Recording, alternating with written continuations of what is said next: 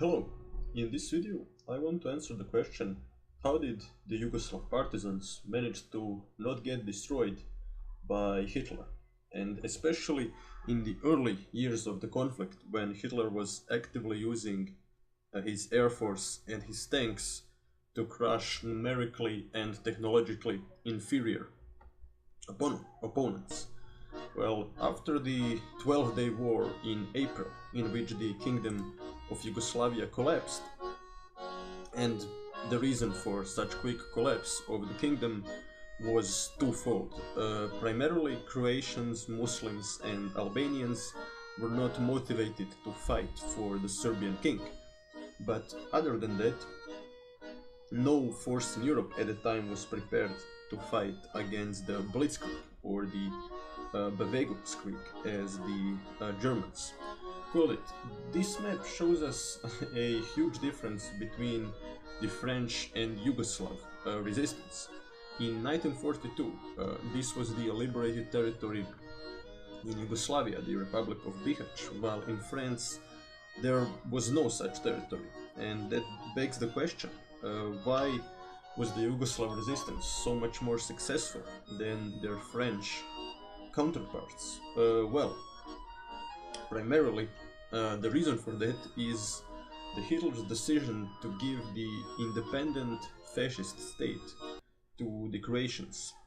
Most Croatian people actually didn't support the Ustasha movement that was undemocratically proclaimed by Hitler. And given this huge territory that included Bosnia and what is Croatia today, and Hitler was convinced that by creating a fascist state of Croatia that he would pacify the territory, and that he wouldn't have to use as much of his resources and military support to control this area. But quite the contrary, the Croatian fascists managed to create chaos. Well, primarily they created chaos by trying to ethnically cleanse and kill all the Serbs within the state, and some were occasionally given the opportunity to just accept Catholicism and not be killed. But when you decide to ethnically cleanse or kill 30% of your population, and Serbs were 30% of the independent state of Croatia, that is bound to create chaos and armed resistance and economic crisis. And from that chaos, the communists greatly prospered. In 1941, Stalin gives an explicit order to Tito to start the rebellion against the fascists in the cities. Stalin still believed at this point that the working class in the cities will be the force that will bring communism to Yugoslavia. And one of the first actions against fascism in Yugoslavia is done by the Croatian communists in the botanical garden. You can see this garden, how it looks today. Near this garden, the Croatian communists attack the fascist Ustasha paramilitary, and then they flee to the garden, and they manage to escape. And here we can see a monument to the hostages that were killed by the fascists. The Croatian fascists had this habit of always publicly hanging left-leaning and liberal intellectuals every time after the communists would do a military action, like the one in the near the botanical garden. And that policy also very quickly began to alienate Croatian and Muslims that in the beginning even supported the Croatian fascist state, because it was a state that wasn't controlled by the Serbian king that was oppressing Croatians and Muslims.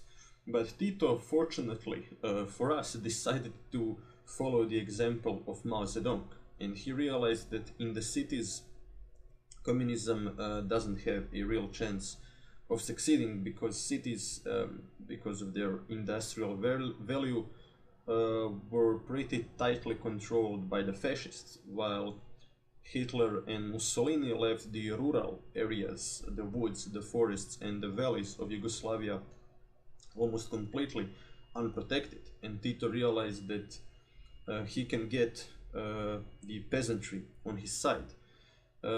Primarily, two things helped him to get the peasants to fight for the communist cause. Number one, the fact that the Serbian population was being genocided, and in the rural areas the massacres were the most brutal. On the one hand, we had the Croatian fascists that in some parts of the state, for example near the Vrtoče village, they even impaled some Serbian peasants on spikes, while on the other hand we had the far-right Serbian fascist militias, the Chetniks. They were known also to burn Croatian villagers alive. And these kinds of massacres actually, well, if they didn't make people turn into fascists, then they turned them into communists, because the Serbian peasantry realized that if they're going to get ethnically cleansed or massacred, that then the best thing might be to join either the communist resistance or the Serbian fascists. But the thing is, the Serbian fascists, the Chetniks, for the most of the war actually collaborated with Croatian fascists against the communists, and they refused to fight with the Germans, which is why most Serbian peasants ended up fortunately joining the communists. In the other way in which Tito became popular with the peasantry was just leftist populist policies like redistributing land and forgiving all peasant debts. But the first great liberated territory in Europe, liberated from Nazism, was the Republic of Užice. Here you can see a Serbian and a German poster for the movie, actually a Soviet and a German poster for the movie about the Battle of Užice. And after the fiasco that happened to the communists in the Battle of Užice, namely they were destroyed by German tanks. Their small republic was completely annihilated by German tanks, and Tito realized that the best way to fight the Germans is not to engage in frontal combat, not to engage with them in a fair battle on a battlefield, because Germans were technologically superior.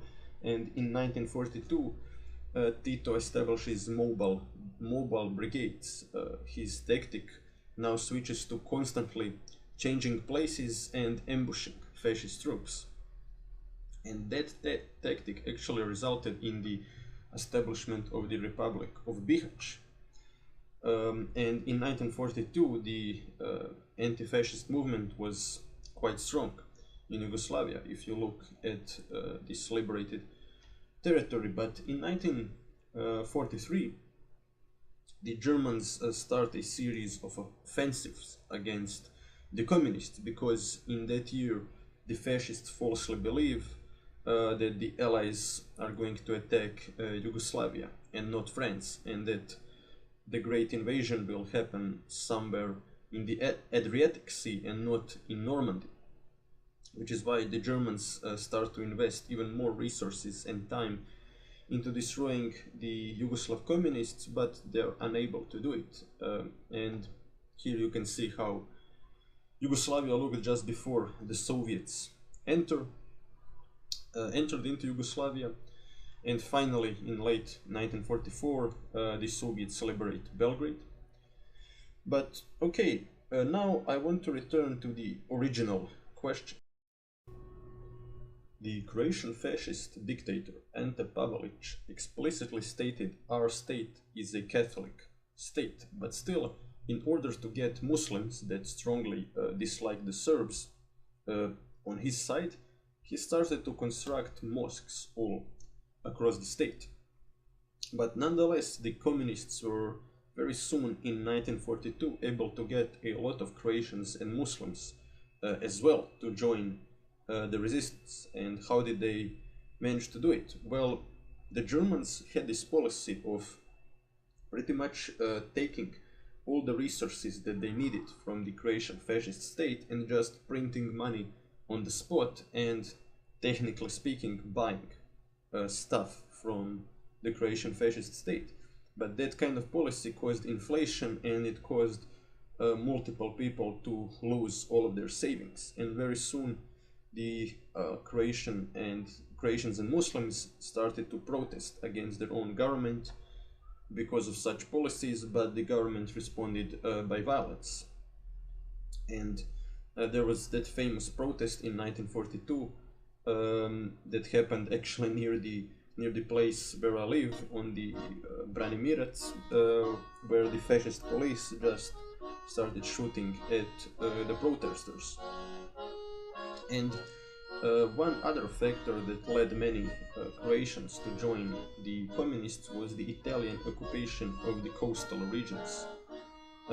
What happened in Mali East is a great example of how the Italian fascist tyranny forced many to join the communists. On the island of Mali East, the Italian military confiscated all fishing ships and all olive oil, and since the entire economy of this island was dependent on olive oil and on fishing, the Croatian people had no other choice but to rebel against their fascist occupiers, and it resulted in brutal reprisals by Mussolini. But still, there is this bizarre monument that still stands on this island today that glorifies the anti-fascist struggle of the Croatian people on that small island, that also gave their small contribution to the anti-fascist struggle in the world. And what then happened in 1943 is the Battle of Neretva. There is actually that famous movie in which Yul Brynner plays the guy that destroyed the bridge over the Neretva River.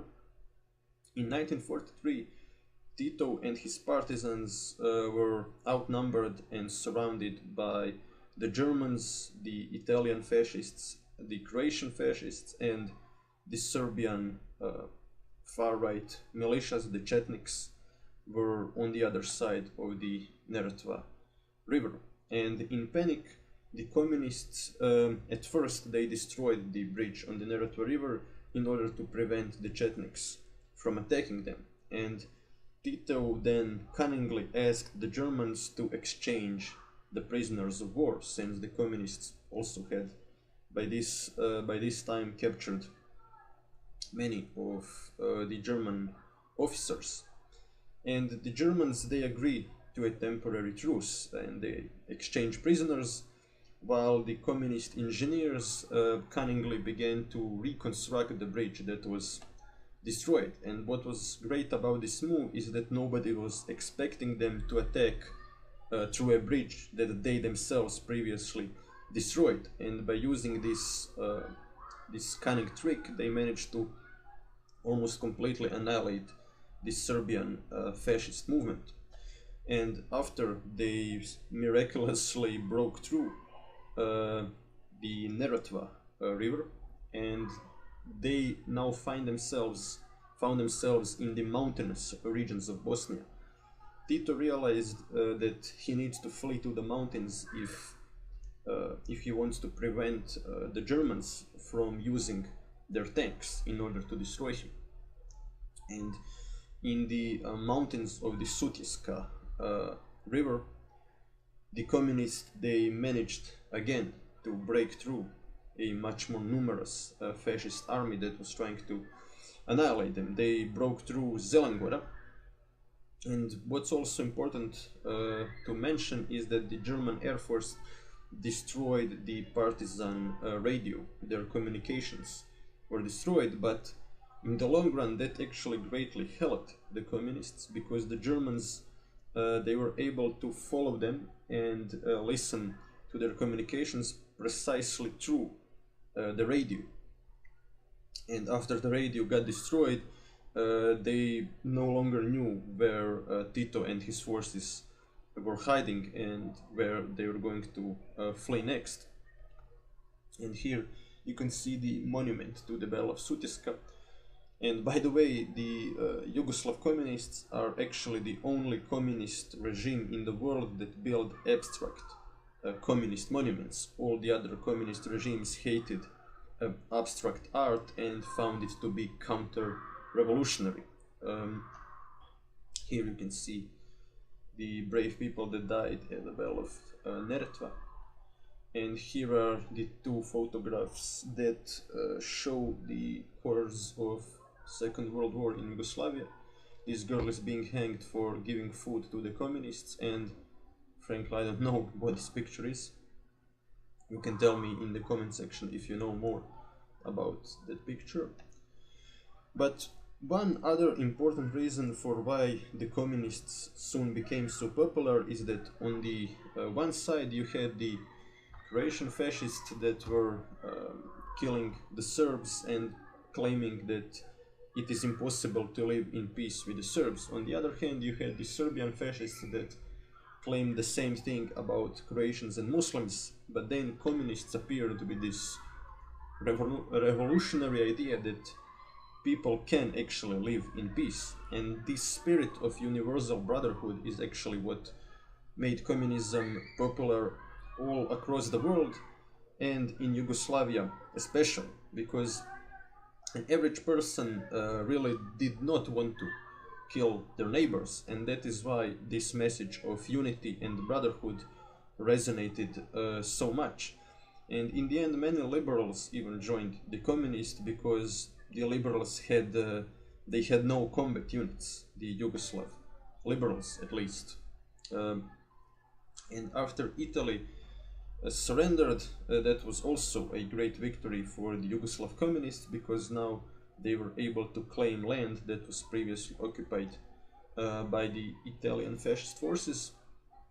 And in 1944, Churchill realized that Hitler is using the same amount of troops in Yugoslavia as he is in Italy, which is why the Churchill actually provided Yugoslav communists with their own air force, which also made them very strong and actually greatly helped them in their war against Hitler. And of course, great victories of the Red Army in 1944 also boosted the communist morale, not to mention that in the end the Red Army actually liberated the main city of Yugoslavia, Belgrade, from fascism.